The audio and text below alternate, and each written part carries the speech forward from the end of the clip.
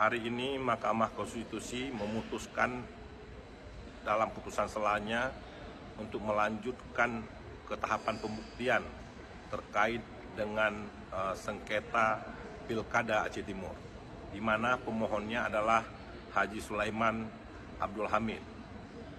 Mahkamah Konstitusi menolak eksepsi atau keberatan pasangan nomor urut 3 dan kemudian menolak keberatan atau eksepsi KIP Aceh Timur.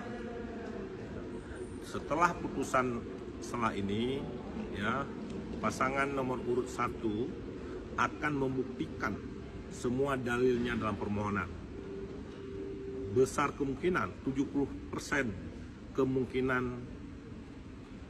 permohonan pasangan nomor urut 1 Pilkada Aceh Timur dikabulkan oleh Mahkamah Konstitusi. Terima kasih.